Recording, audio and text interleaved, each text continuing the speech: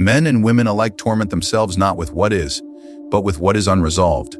The human heart craves closure, final answers, and the neat tying of loose ends. Yet in giving closure, you surrender your greatest weapon power over their imagination. Today, I shall reveal to you a law of leverage, one I have observed in rulers, generals, and lovers alike. The law of never granting closure. Niccolò Machiavelli have studied the intrigues of courts, the betrayals of men, and the frailties of the human soul. Power is not seized only with armies or gold, but with the mind's invisible chains. To master others, one must understand not only their actions, but the obsessions that govern their thoughts. Among these obsessions, none is more consuming than the hunger for closure. Today, I will show you how denying this hunger will make you their constant shadow. Feared, remembered, and never forgotten. Consider for a moment the nature of human memory. When a man is struck by a sword, the wound either kills him quickly or heals in time. But when he is struck in the soul, when his questions are left unanswered, his pleas for clarity are ignored, that wound does not heal, it festers. It grows more inflamed the longer it is denied remedy. Such is the power of refusing closure. It transforms a passing encounter into a permanent scar, a brief interaction into an unending echo. Think of the courtier who is dismissed by his prince without explanation. His pride is not wounded by the dismissal itself, but by the void it leaves in his understanding. He wonders, was it something I said? Was it my loyalty in doubt? Was I betrayed by rivals whispering lies? And in this turmoil, the dismissed man's every waking thought is consumed by the prince who cast him aside. The ruler may have forgotten the dismissal entirely, but the courtier cannot. In denying him closure, the prince has secured a permanent lodging within the man's mind. This is the nature of the unhealed wound. It makes the injured carry his oppressor wherever he goes. And is this not the highest form of power? To live rent-free in the mind of another, to haunt his thoughts without raising a finger, to command his attention without issuing a decree. Such influence cannot be purchased with gold, nor sustained by force of arms. It is maintained only by withholding, by silence, by refusal. You must understand, my listener, that men and women are creatures addicted to answers. They would rather endure a bitter truth than face the torment of uncertainty. Closure, to them, is like the balm upon a wound. Without it, they scratch, they press, they reopen the sore, seeking relief. Yet there is none to be found. The more they search for it, the more they keep you alive within them. This is why you must resist the temptation to explain yourself, to settle their questions, to tie the knot neatly. For once the knot is tied, the rope is cut, and your power dissolves. Observe lovers who part ways. The one who speaks last, who explains the reasons, who assures the other that it is final, is quickly forgotten. The wound heals. But the one who disappears without explanation, who leaves unanswered questions hanging in the air, becomes unforgettable. The abandoned lover lies awake at night, whispering, Why did they leave? Did they ever care? Was it something in me, fate itself? Each question is a thorn, each thorn a reminder, and with every day that passes, the absence grows louder than any presence. You see, a wound that never heals binds the sufferer to his tormentor. And though he may curse your name, though he may swear revenge, still he cannot escape the chain. His hatred is as useful to you as his love, for both keep him bound. The only true enemy is indifference, for indifference frees the mind. Closure breeds indifference. Denial of closure breeds obsession. A wise prince understands this law and wields it without shame. In councils, he may dismiss an advisor without ever giving reason. In romance, he may withhold the final word, leaving the other to drown in questions. In politics, he may end an alliance without stating why, leaving rival factions to tear themselves apart in speculation. Always, the wound that never heals is more profitable than the clean cut. Beauty of this tactic lies in its subtlety. No soldier is needed, no coin is spent, no decree proclaimed. One simply refrains, one denies, and yet, the effects are as powerful as any campaign of conquest. You are remembered, they are tormented, and all you did was nothing, is the most economical weapon in the arsenal of power. Silence sharpened into a blade, uncertainty fashioned into a chain. Never forget, those who suffer a wound of flesh may forget their pain. But those who suffer a wound of the soul, inflicted by your denial of closure, will carry you with them all their days. The mind of man is his greatest companion, but also his cruelest jailer. You may strike a man with steel, and the pain lasts but a moment, yet leave him in uncertainty, and his imagination will torture him endlessly with visions more dreadful than any blade could deliver. For reality is finite, the imagination has no limit. It invents, it exaggerates, it magnifies until a grain of sand becomes a mountain and a whisper becomes a storm. Consider how prisoners suffer. To be flogged is terrible, yet they endure it. To be starved is cruel, yet they find strength to persist. But when the torturer approaches with silence, with threats of what might come, when the prisoner is told nothing, only left to wonder, then the mind itself becomes the rack, stretching and twisting with fears too vivid to bear. Anticipation, not the blow itself, breaks the will of men. And this anticipation, this endless speculation, is born when you deny closure. Imagine a courtier who believes he has fallen from his prince's favor but does not know why. He replays every conversation, every gesture, every glance, searching for the hidden offense. Was it his counsel that displeased the ruler? Was it his association with rivals?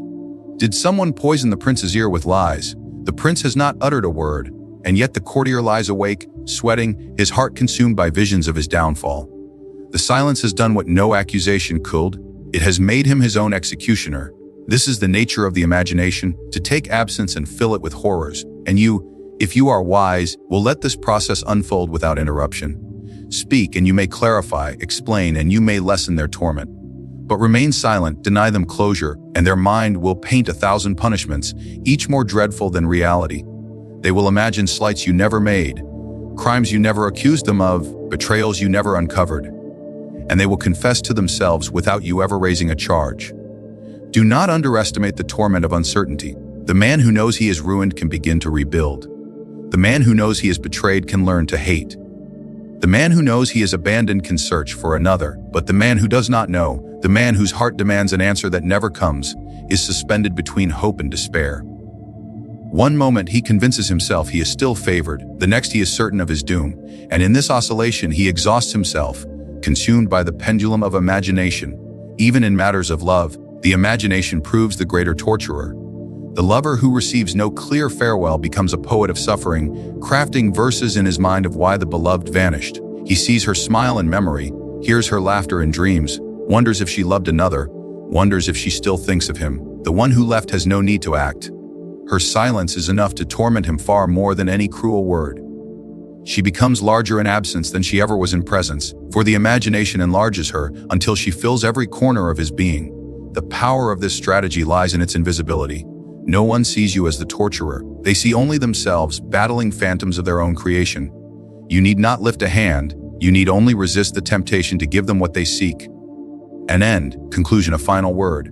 Their imagination will do all the work for you, painting scenarios, inventing tragedies, whispering doubts, and keeping you alive in their mind long after you have gone. The clever ruler, the cunning strategist, the shrewd lover, all know this truth: reality can be faced, imagination cannot. Men can endure what is, but they crumble under what they cannot know. Deny them closure, and you deny them peace. And once peace is gone, imagination becomes their tormentor, more relentless, more inventive, more merciless than you could ever be with your own hand. A ruler need not always sit upon his throne for his people to feel his rule. A general need not march upon the battlefield for soldiers to tremble at his name.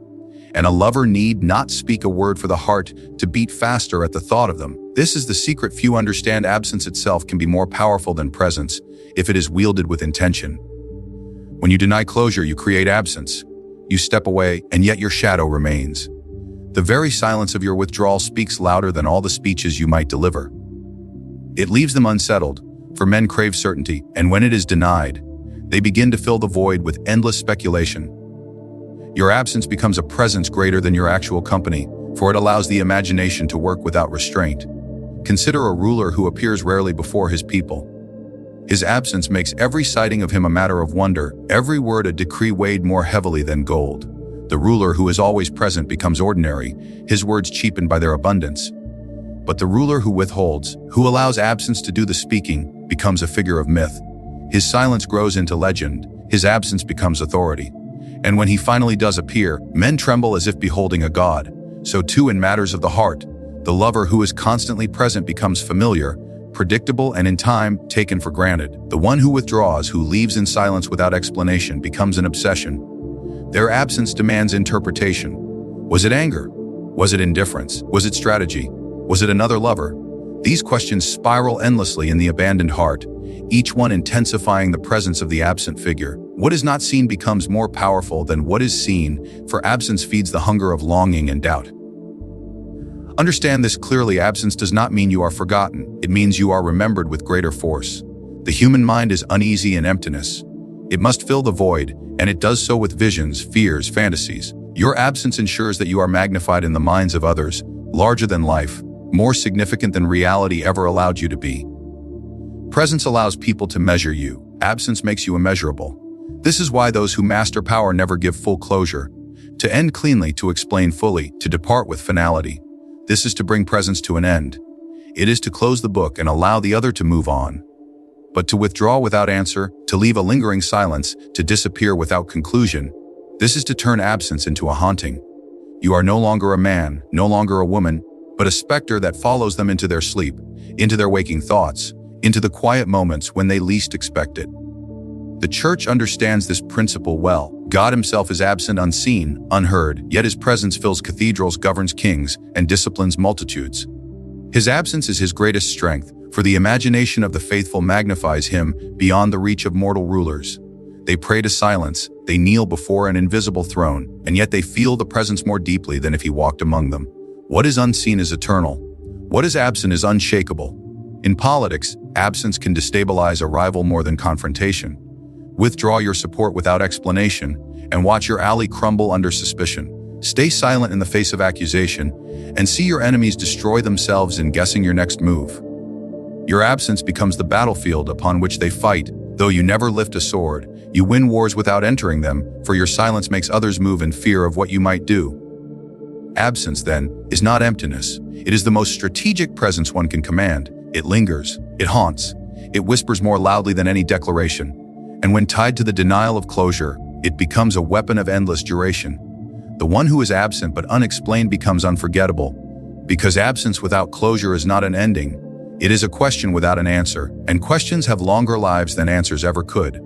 He who controls certainty controls obedience, but he who controls uncertainty commands obsession. A man who is told his fate accepts it, whether in despair or relief. Yet a man whose fate remains unclear becomes a restless servant to possibility itself, shackled not by chains of iron, but by the fog of doubt. This is the power of uncertainty. It binds stronger than certainty ever could. Observe how subjects behave when their ruler issues a clear decree. They know the law, they measure their actions against it, and with time, they adapt. Certainty allows them to settle, to grow comfortable within boundaries, even if those boundaries are harsh. But when the ruler is unpredictable, when his favor shifts without warning, when his punishments strike without pattern, the court trembles.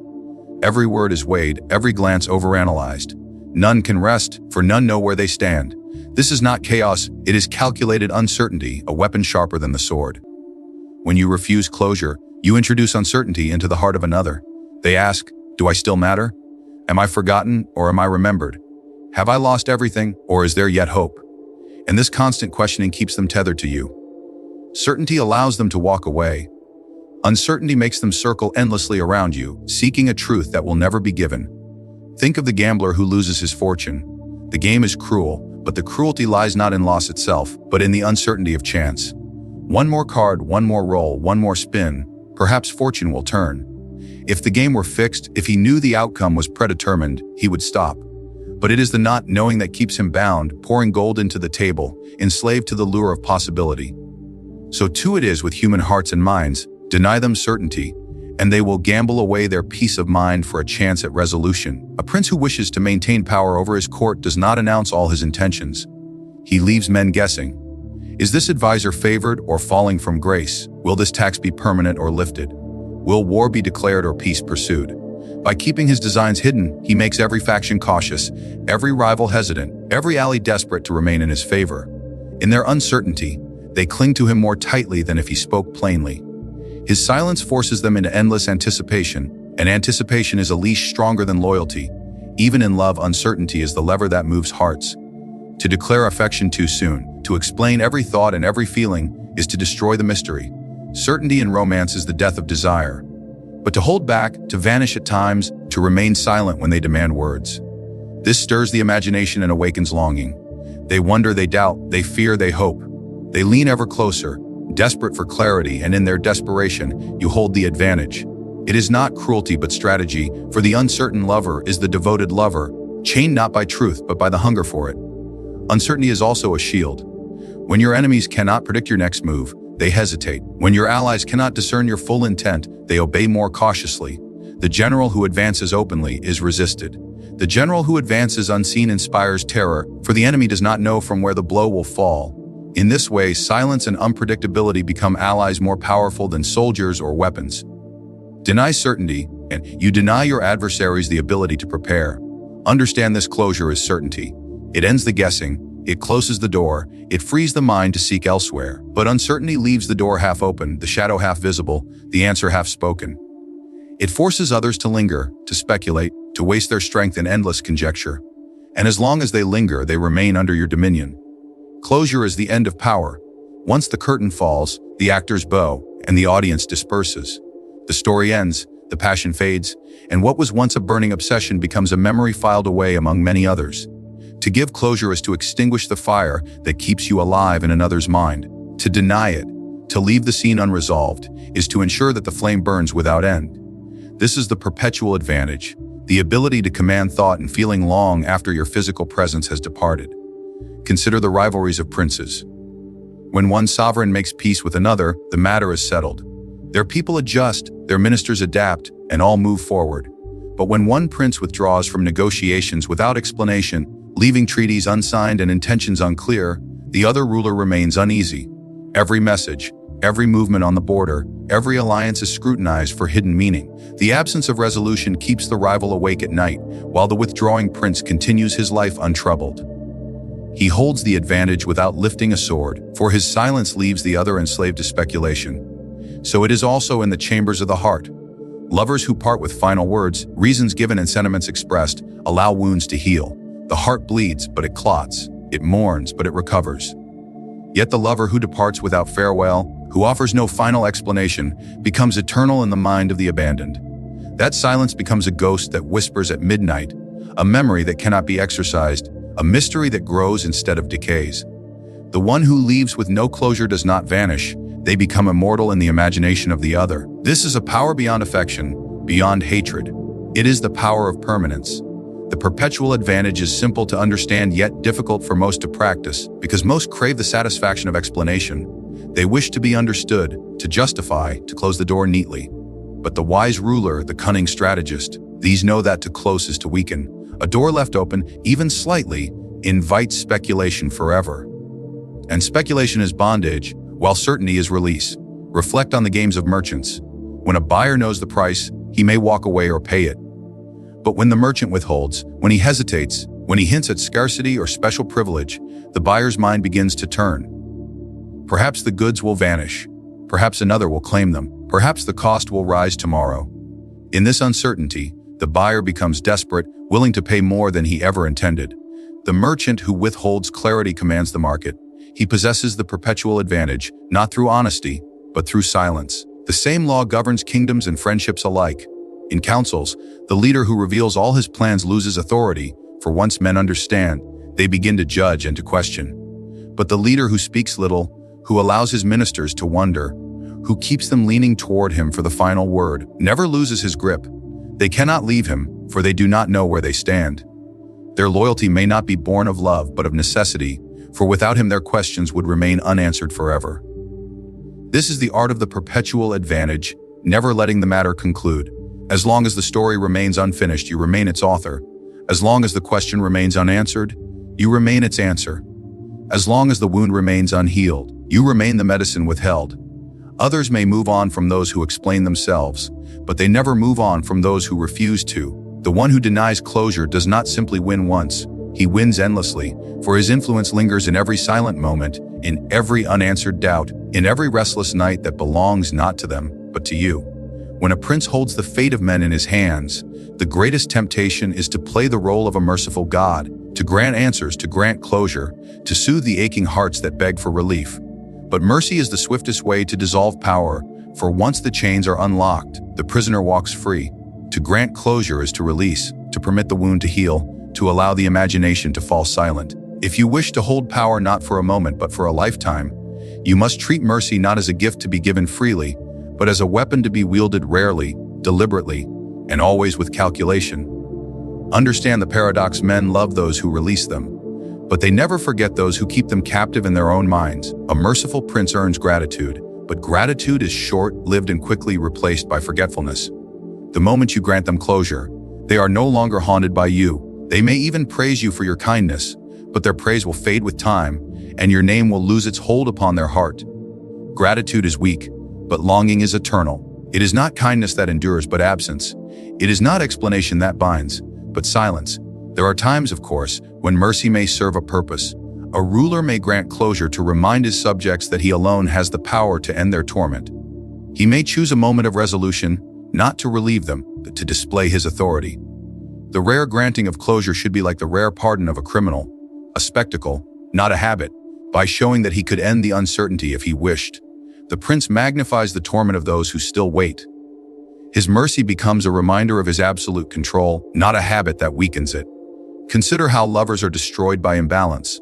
The one who is denied words becomes enslaved, while the one who withholds them holds power. Yet sometimes, a single word of affection, a rare confession, can make the silence that follows all the more unbearable. The lover who grants closure completely frees the other. The lover who offers only fragments, only half-truths, only fleeting moments of clarity enslaves them more deeply.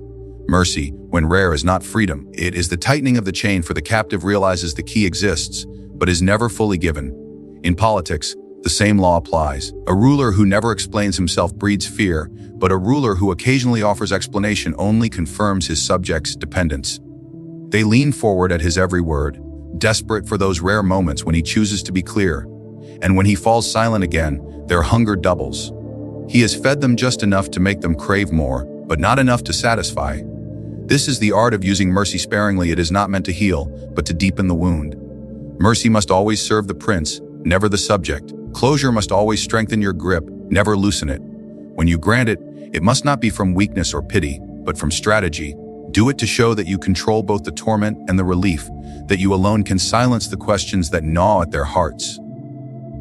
Let them see that you are the key holder, and once they know this, your silence will weigh heavier, for they will understand that you could speak, you could resolve, you could release them. But you choose not to. This knowledge does not free them. It imprisons them more deeply, for they no longer suffer from chance or confusion, but from your deliberate choice. Their torment is not an accident of fate, but the evidence of your power. You become not just a figure in their imagination, but the sovereign of it, and sovereignty of the mind is the highest dominion a man can achieve. You have now seen the law unveiled, the law that governs not armies nor cities, fragile kingdom of the human mind. Never give them closure. Leave the wound unhealed, and they will carry you with them forever. Deny them certainty, and their imagination will labor on your behalf. Withdraw in silence, and your absence will become a presence greater than your body could ever command. Keep them circling in uncertainty, and they will be tethered to you long after others are forgotten. Withhold resolution, and you secure the perpetual advantage, reigning not just in the present moment, but in the endless hours of their restless thoughts. And when you grant mercy, if ever you grant it, let it be scarce, deliberate, and cruelly precise, so that even in relief they feel the weight of your control. Thus power is maintained not only by the sword, not only by wealth, not only by decree, by silence, by denial, by the careful refusal to give what every soul craves. Men may beg for answers, women may plead for explanations, enemies may demand reasons. But the one who masters the art of withholding will always be remembered above the one who's satisfied. For satisfaction is the death of desire, uncertainty is its eternal flame. So carry this law with you, never give them closure. Let them hunger, let them wonder.